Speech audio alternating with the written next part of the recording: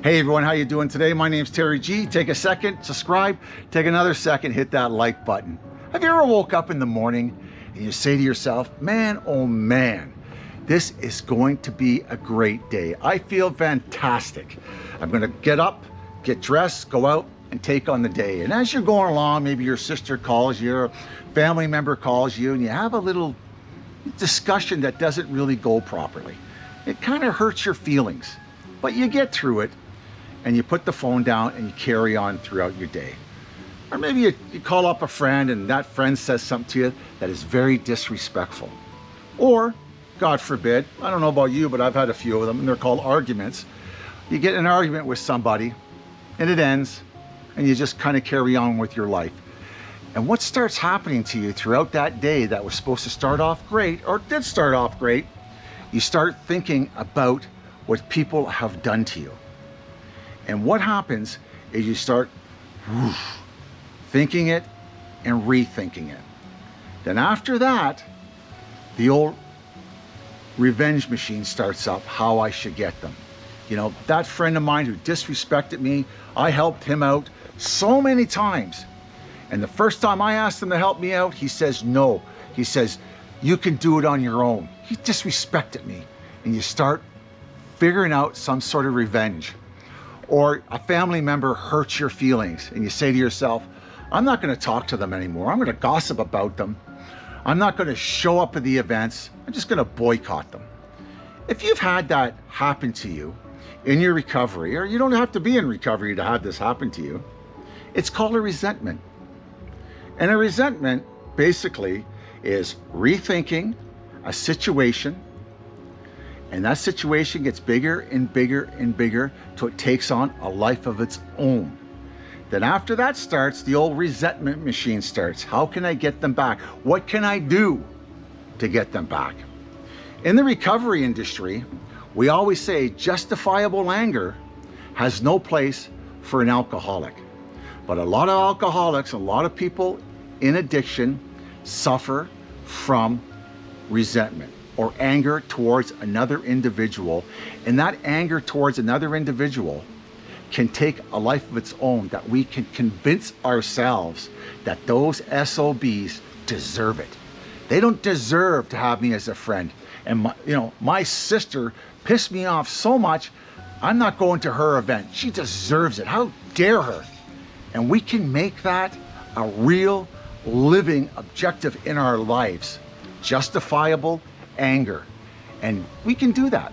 But if you're in the recovery life, if you're trying to be a better person to yourself and the world around you, resentments or the grudge match towards somebody else is quicksand towards a people, places, and things. It is emotional quicksand to an alcoholic.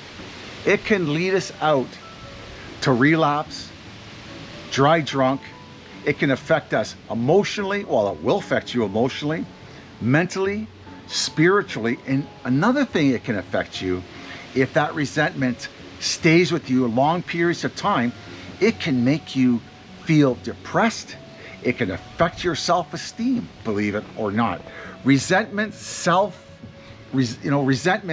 have so much power over us if we don't do anything about them. They really are. They are common.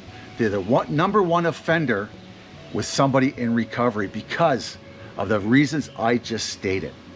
And most of us, and I want to reiterate this again, most of us can negotiate in our own brain. We can rehearse it all. We can go back 10 years when it comes to family members. We can go back 20 years, bring all that back in. We can justify our behavior, our actions towards individuals, or like I say, people, place, or things. We can do that. But it is emotional, mental, spiritual suicide. It really is. The grudge match for alcoholics has to be eliminated. It has to be. But we are human, and it's difficult for us. It really is. You know, I used to have so many resentments against people and had so much anger. That anger went inward towards me. It affected me in all areas. I felt depressed. I felt low self-worth, all those things that that stuff, that hate towards individuals can bring you. It really can. And the thing is also it can isolate you from your fellow people. It can affect you in all areas. It is spiritual doomsday when it comes to that kind of stuff, resentments. And any human being, if you have enough resentment, you know what I'm talking about. You've seen people that have a lot of resentment. Everything that comes out of their yap is twisted with venom. It really is. So what do you do when you have a resentment? Well, the one thing about resentments, they kind of have levels, right? You're driving down the road, some guy flips you the bird. You don't know the guy, you can just kind of brush it off, you're having a bad day. I'm not gonna give you my power of having a resentment towards you. Those kind of little things, or maybe I'm a bus driver, maybe somebody says something really rude to me. I can brush that off because it's work. It goes with the territory, right? But what about the resentments that are stuck in you? You can't sort of find your way out. The old ones, right? The ones that have been sitting around for years. Oh, one thing I like to say before I move a little further.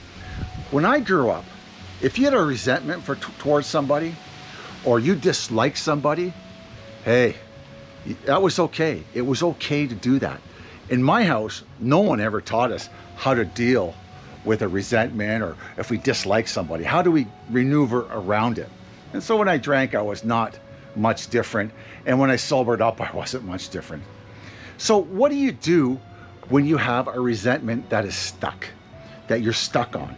Like you just can't get over it. Your brother or your sister or your cousin or the police or your boss, whoever it is, you are so stuck on it that it's weighing you down. How do you get rid of those ones? How do you get rid of them, that they're affecting you in such a big deal that you need to do something about it? Well, in recovery, they have mechanisms to help you with that. You can journal and do a small inventory about it. Joe was my friend. I asked Joe to help me. And when Joe didn't say he would help me, and he said, do it on your own, Terry, you got that, I feel he disrespected me. Something like that, like a little inventory. Joe's the person. The reason is he wouldn't help me.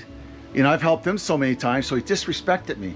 But what does it affect in my emotion? What does it affect within me? Well, it affects he hurts me. He hurt me. He owes me, right? So it's prideful. It's pride. I do favors for him, and I expect him to do favors back for me, but that's not really the real reason you do favors, right? He angered me, and he wasn't loyal to me. He was unloyal. So when I look at it like that, I started to take responsibility for the way I feel about that. And maybe I owe Joe an apology to boot, right? Maybe I treated him like shit on the phone when I was talking to him when he said he wouldn't help me. So there's that way of doing a small inventory of the situation. And plus you can journal about it, just free writing about how you feel about it. That helps too on those big ones. But for me, for somebody in recovery, I need to talk to somebody about it. And that person is usually a mentor in my program or a sponsor in my program that I talk to that person about it.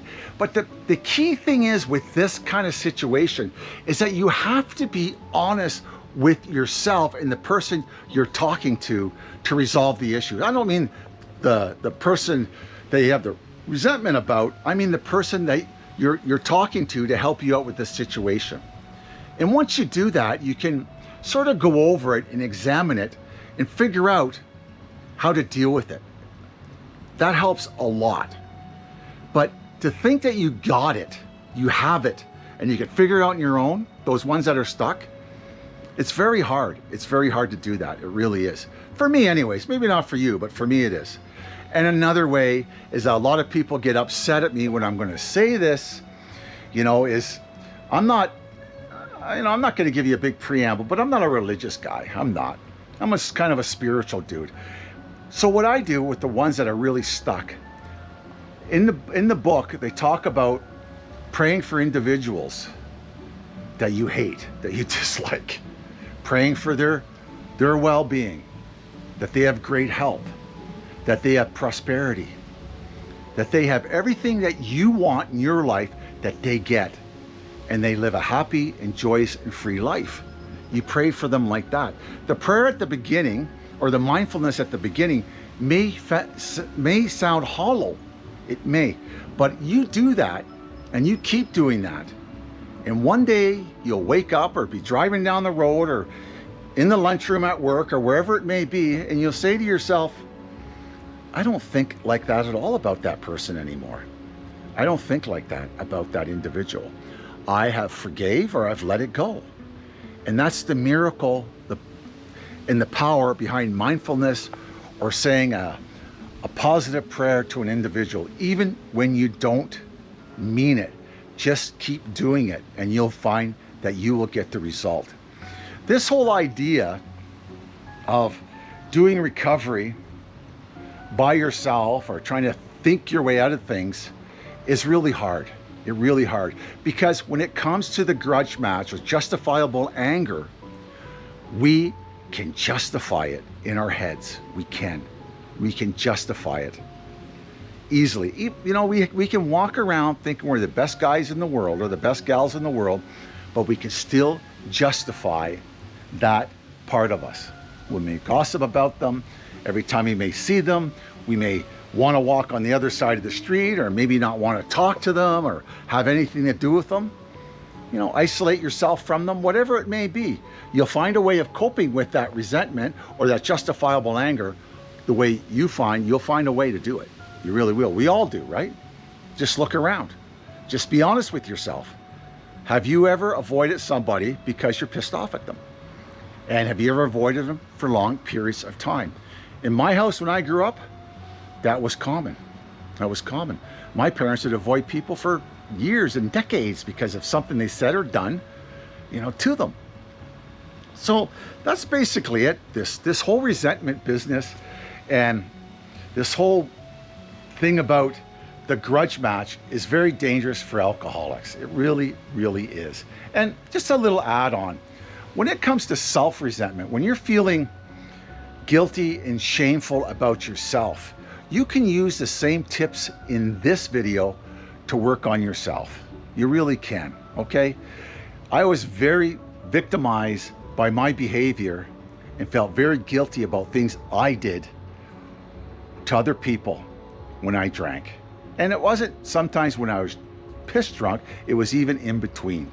Alcoholism carries on even if you're not drinking. So I use the same things, and just remember, if you weren't an alcoholic or addicted to that booze, a lot of this stuff that I'm talking about wouldn't even matter to you. It wouldn't. Alcoholism destroyed us. It made us into people that we would never have been if it wasn't for the addiction. It really would. So we need to find better ways of dealing with things, because when we drank, we never dealt with nothing. If you hated somebody, you drank with them, or you drank it away. If you're in love, you drank it away. If you're jealous, you drank it away. You just kept drinking those negative feelings away and hoping that it would go away. But no, they don't go away. They don't, because, you know, we're human beings, right? And that's just the way it is. We find different ways of dealing with things in recovery. And when it comes to the grudge match or resentment or justifiable anger, we need to find a way to free up our emotions, our mental and spiritual cup. We need to empty that out with that hatred or that discomfort or that feelings towards other people. It's not healthy for them. It's not healthy for us. And it affects us in all our areas of our lives if you hang on to them. They really do. Okay, so that's it, folks. Thanks a lot for stopping by. My name is Terry G. If you could take a second, can you please subscribe to my channel, An Alcohol-Free Life?